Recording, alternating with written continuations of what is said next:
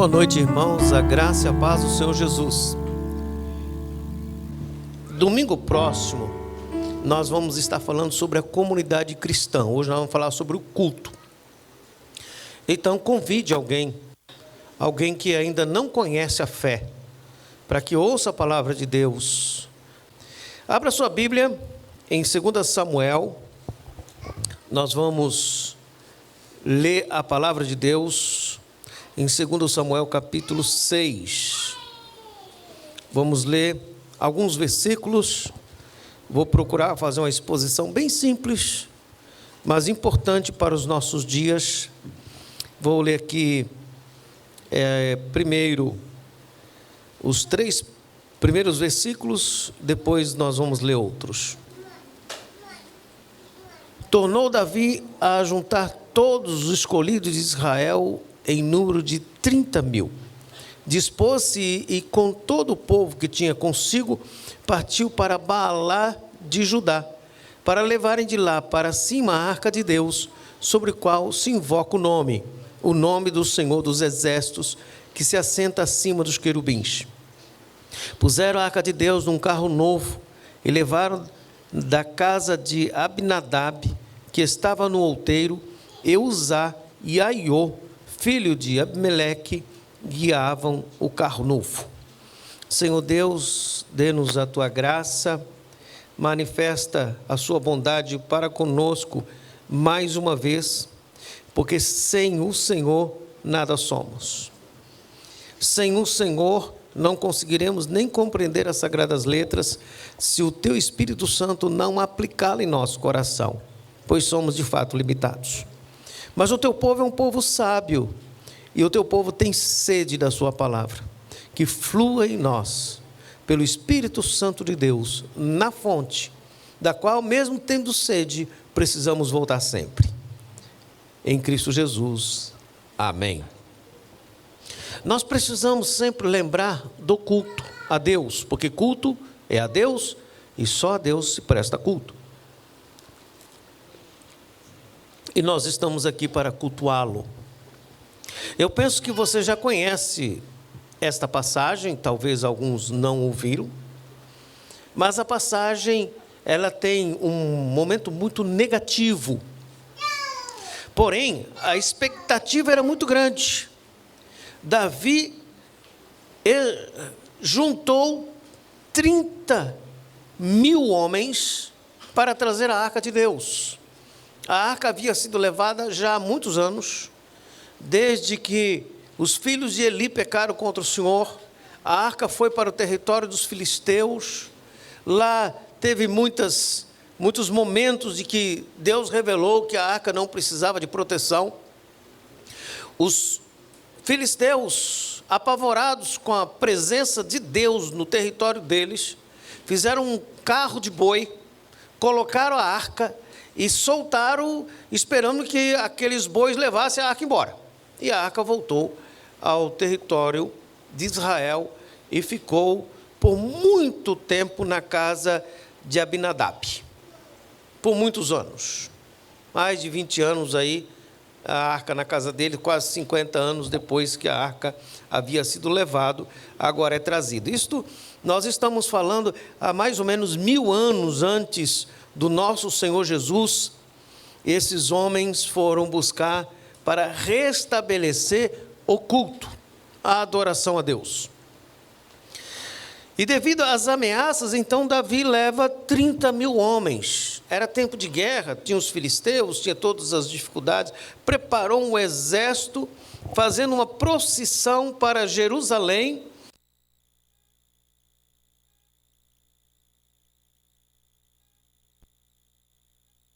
Samuel capítulo 4. Os filisteus sofreram muito e por isto queriam se livrar da arca.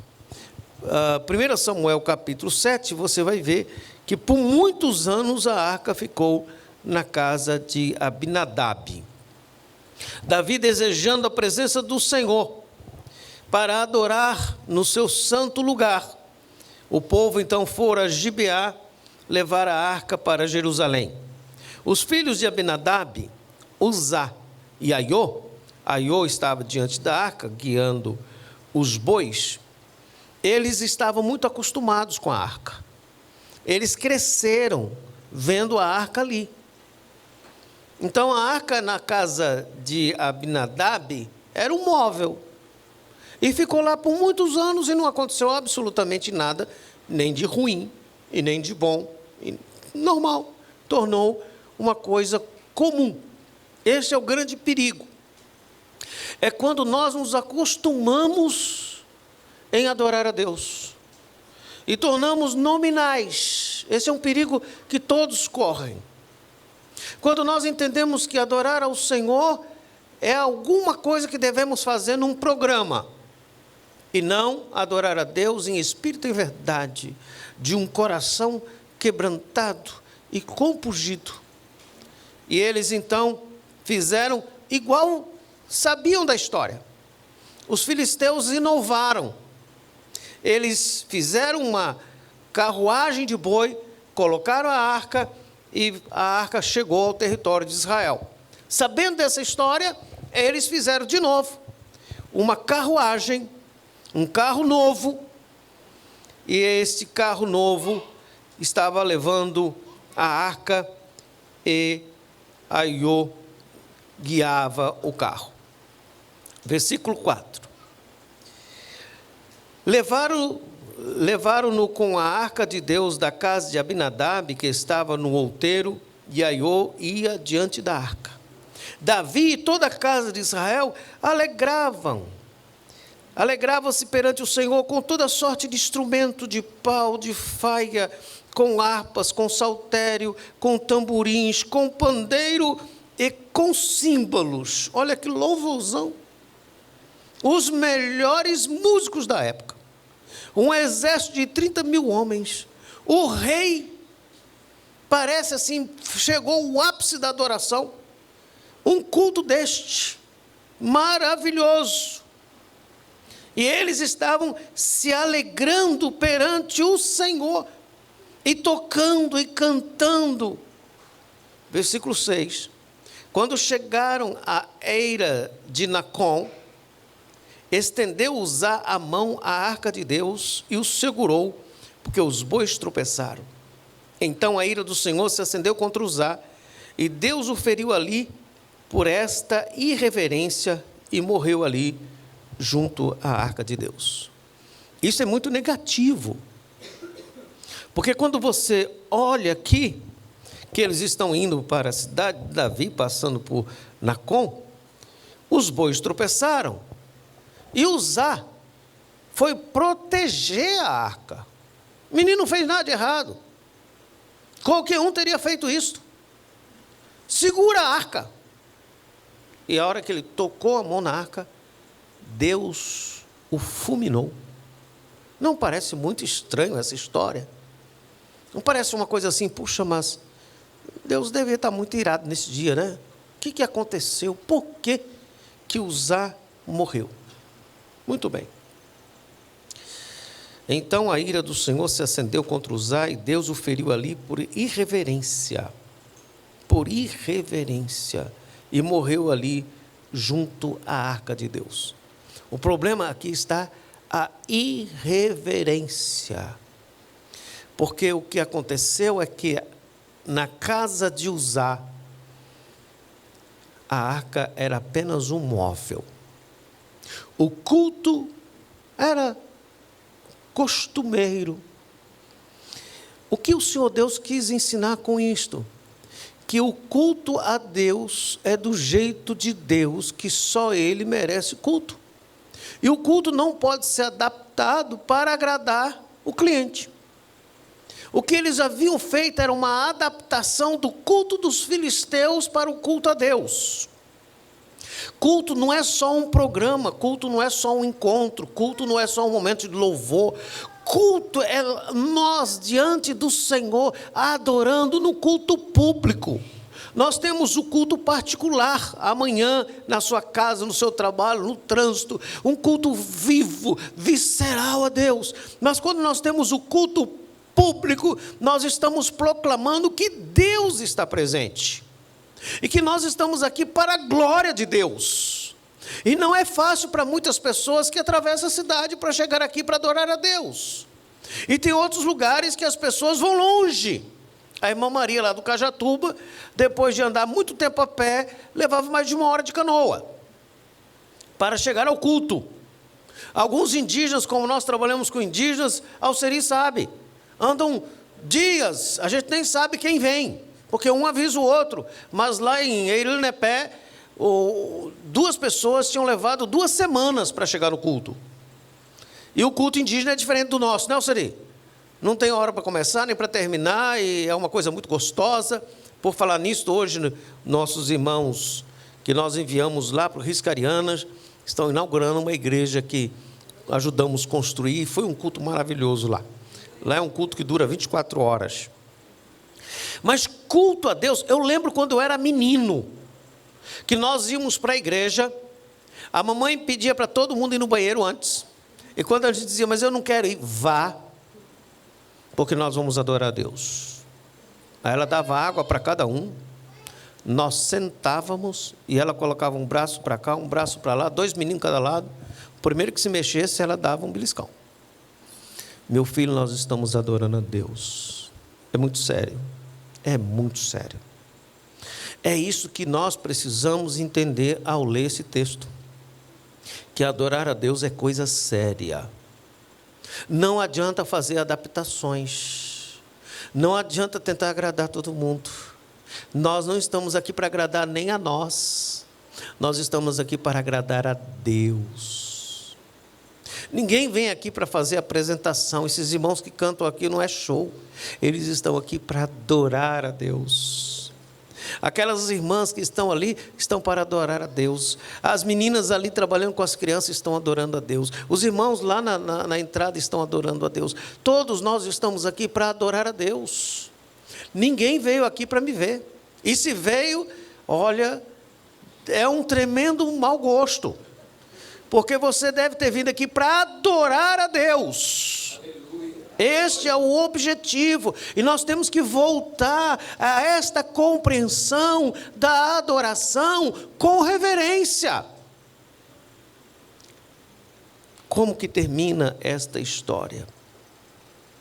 Termina assim, versículo 8: desgostou Davi, porque o Senhor irrompera contra Uzá, e chamou aquele lugar Perez-Uzá, até o dia de hoje.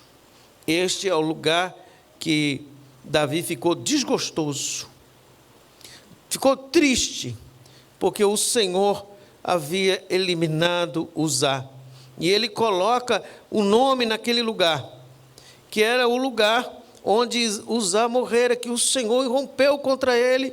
A ideia no original é como se ele tivesse alugado, e como uma coisa muito triste tivesse acontecido, e Uzá morreu, e Davi ficou aborrecido, foi para casa, desistiu de trazer a arca de Deus.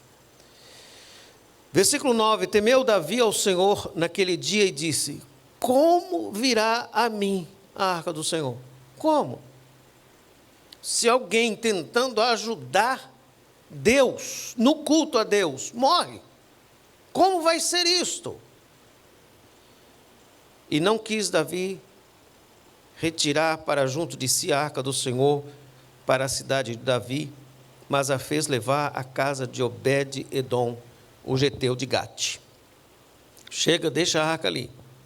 Ficou a arca do Senhor em casa de Obed-edom, o geteu, 3 meses. E o Senhor o abençoou, e toda a sua casa. E aí vem uma pergunta: por que o Senhor abençoou Obed-edom e não aconteceu nada na casa de Abinadab? Porque na casa de Abinadab, a arca era um móvel. Na casa de Obed-edom, imagine você, alguém chega na sua casa e diz: olha, vamos deixar a arca aqui. O rei mandou deixar aqui, porque o último que botou a mão nela morreu. Imagine a arca dentro da sua casa. Você fica muito, muito atento. É porque na casa de Obed-edom, se você for estudar Obed-edom, ele era um levita e depois ele serve o Senhor. É porque na casa de Obed-edom havia reverência.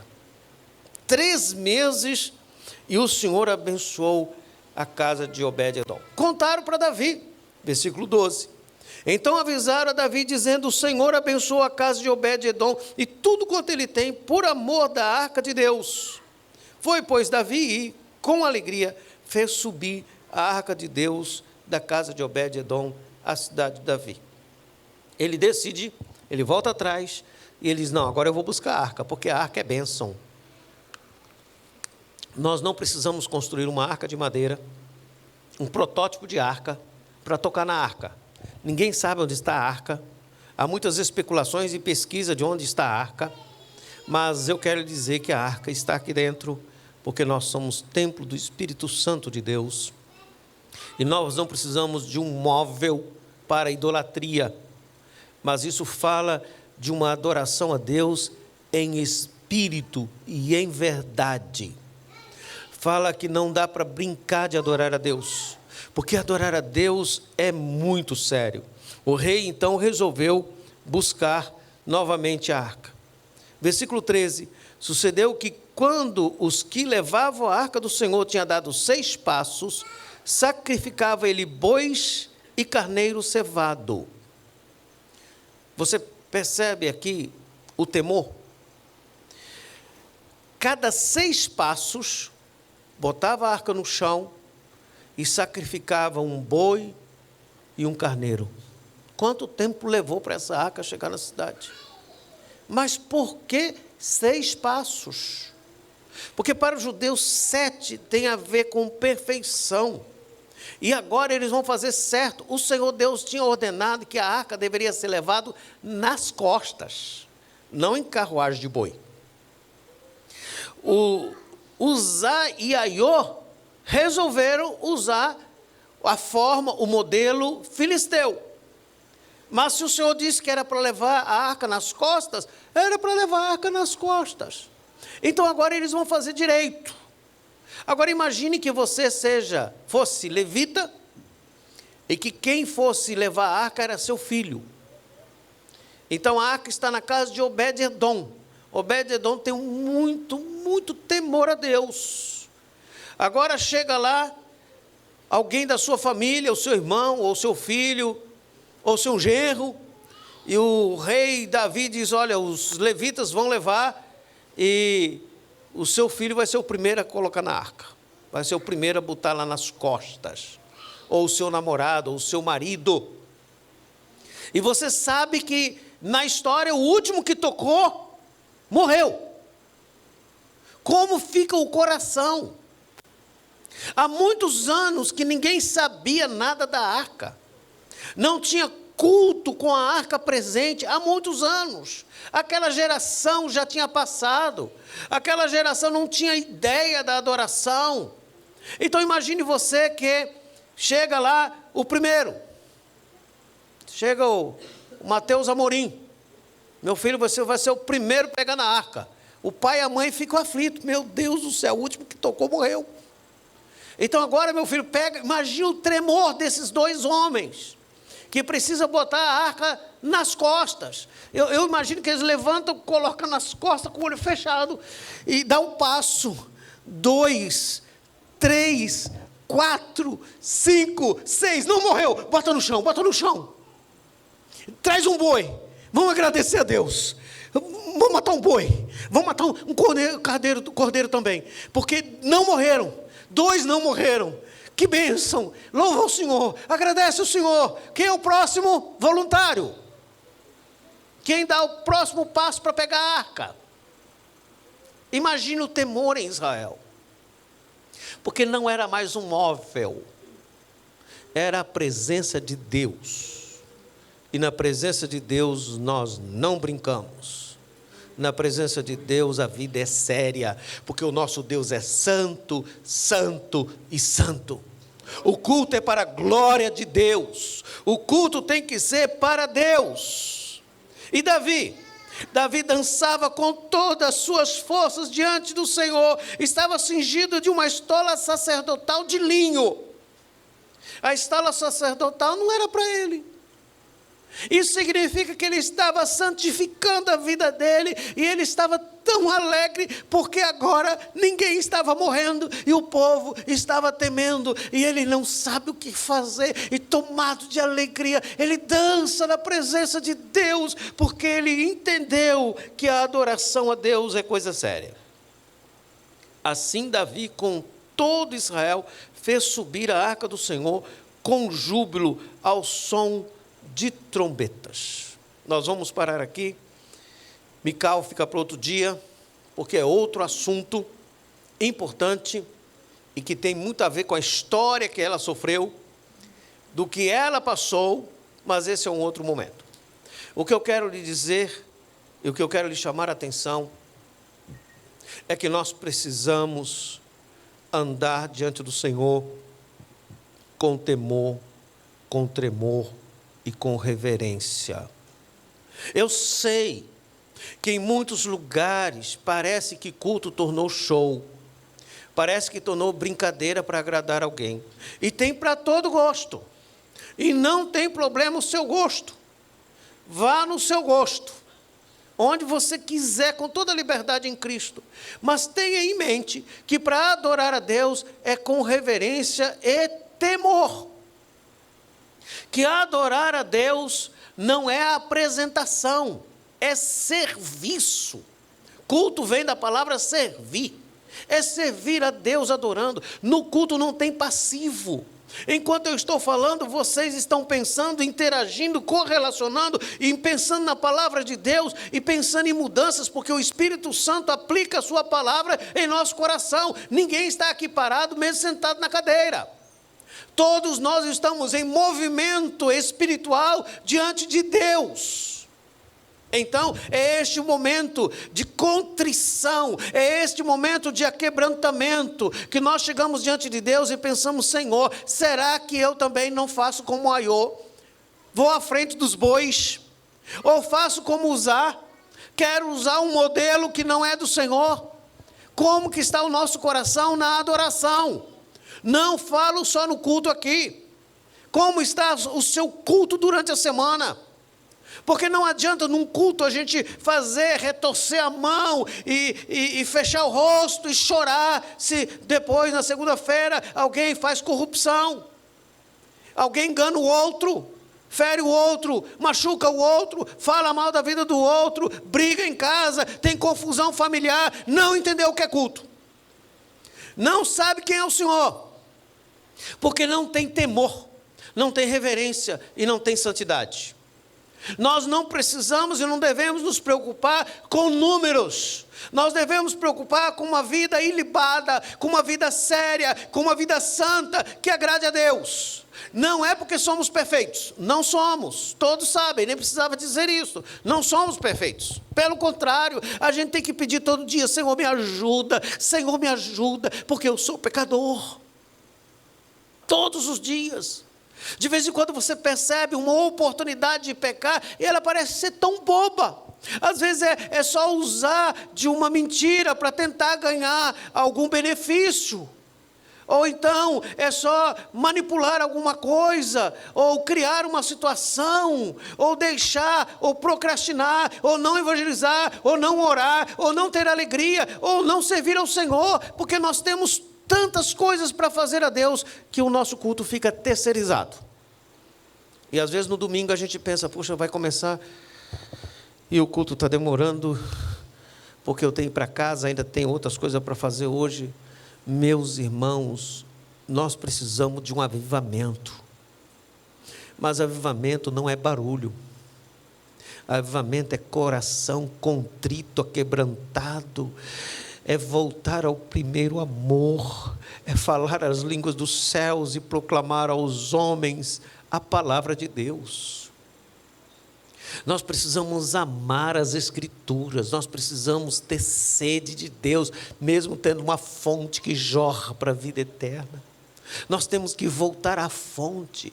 Nós não podemos deixar-nos levar por tantas filosofias e por tantos pensamentos e por tantas modernidades e achar que nós vamos fazer alguma coisa para impressionar alguém. Nós não fomos chamados para impressionar ninguém. Nós não fomos chamados para juntar pessoas. Nós fomos chamados para adorar a Deus em espírito e verdade.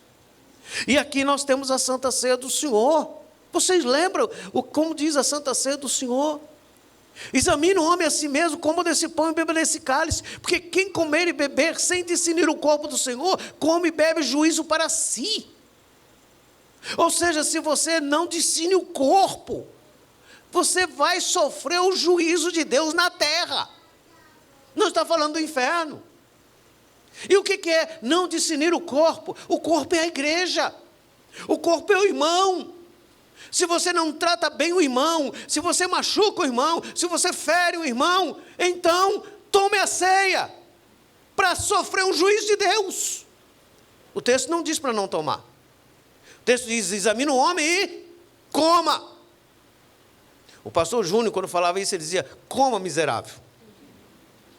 Para saber o que é bom, o que é sério. É voltar a Deus com temor e tremor. E nós estamos diante de Deus, mais uma vez para adorá-lo em espírito e em verdade. E nós estamos mais uma vez para tomar a santa ceia do Senhor. E aí você pode chegar a esse momento e dizer: olha, diante de tudo isso que eu ouvi, não quero nem tocar na ceia, porque se usar morreu, imagine eu. Deixa eu lhe dizer, nós estamos na graça. E se você achar que não deve tomar a ceia, é porque você já está morrendo e precisa tomá-la para reviver e para sofrer a consequência do juízo de Deus. Nós precisamos voltar ao primeiro amor. Nós precisamos servir ao Senhor com tremor, com reverência, com santidade ao nosso Deus. Amém? Amém. Nós vamos para a Santa Ceia. Eu quero convidar quem pode, dobre o seu joelho. Eu também vou dobrar o meu joelho, para quem puder. Quem não pode, fique sentado, não tem problema não. Eu quero que você fale com Deus, como está o seu coração. Eu quero que você peça a Ele ajuda, confesse pecados, se arrependa. E se você está vivendo uma vida de pecado, converta-se ao Senhor, arrependa e peça a misericórdia do nosso Deus, porque nós vamos tomar a ceia do Senhor nesta noite juntos. Ó Deus, aplica a tua justiça. Ai de mim, como diz Isaías, que tem os lábios impuros e habito no meio de um povo de impuros lábios. Toca, Senhor, a nossa boca com uma tenaz, purifica os nossos pecados e nos ajude a viver em plena santidade. Não nos deixe sermos enganados e levados por toda a modernidade que se afasta do temor e o tremor e a reverência ao Senhor Deus. Nós não precisamos levar a arca, nós precisamos que o Senhor nos leve, que o Senhor nos leve ao primeiro amor, que o Senhor nos ajude para que o nosso coração seja convertido à santidade na nossa casa, com os nossos irmãos, em amor, em reverência.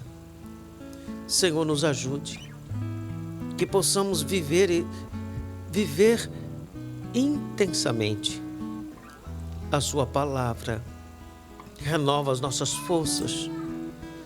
Nos ajude, Senhor, neste grupinho pequeno de irmãos, que seja um grupo pequeno adorando o grande Deus, do Deus que faz grandes coisas, da qual nós não precisamos ser maior ou menor, mas sermos santos.